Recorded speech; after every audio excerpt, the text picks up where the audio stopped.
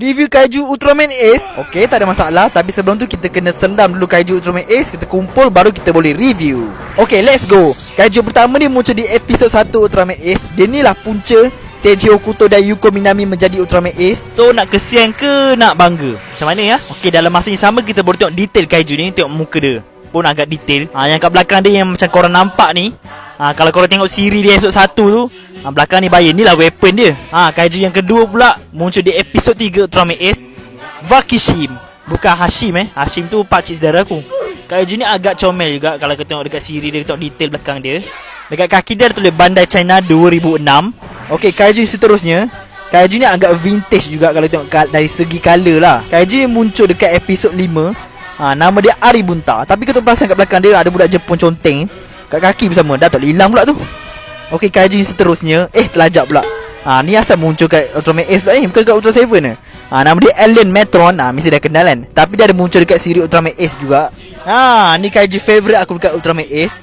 Nama dia Baraba. Dia muncul dekat episod 13 dan 14. Tengok detail dia, boleh lah tahan. Tapi ni vintage. Tengok muka dia, dia punya pedang kat atas kepala dia tu.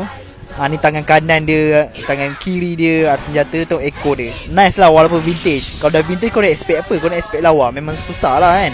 Okay, next pun muncul di episod 13 dan 14. Episod sama yang Baraba keluar. Ni siapa tak kenal ni? S-Killer. Dia ni muncul di episod yang agak epic juga. Ultra Brothers semua tewas weh. Ni lagi seko S-Robot. Kenal S-Robot ni muncul di episod yang sama juga.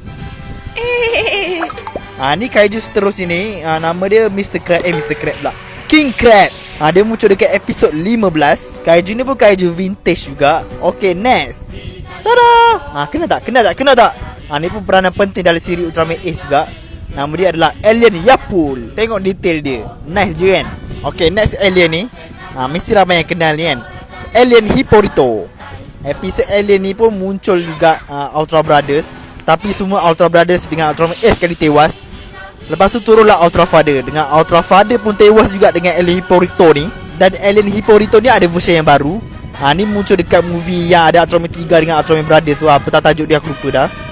Okay, Kaiju seterusnya, mesti kenal kan Kaiju ni. Kalau kenal Kaiju Ultraman Hayata, ni nama dia Wu. Wu yang version nombor 2 dekat siri Ultraman Ace dia buat comeback. Kalau tengok dari belakang macam Ramli Sarip dah pula. Okay, Kaiju yang last, nampak macam pelik kan, besar semacam. Sebenarnya Kaiju ni aku tak nak review dan aku tak nak masukkan dalam list ni. Tapi tak apalah, alang-alang kan. Tahu sebab detail dia memang lain macam. Detail dia lain macam sebab dia bukan Sofubi 65 inci. Dia lain Ultra Mega Monster 5000 series. So detail dan size dia memang agak besar kalau nak comparekan dengan 65 inci yang lain. Okay, itu saja review Kaiju Ultraman Ace untuk kali ni. Ini je Kaiju Ultraman Ace yang saiz 65 inci yang Bandai keluarkan. Sebenarnya ada je lagi Kaiju Ultraman Ace yang Bandai keluarkan, tapi saiz 55 inci macam Doragori dan Hanzagiran. Tapi macam korang tahu, aku tak collect saiz 55 inci. Okay, itu je lah, bye.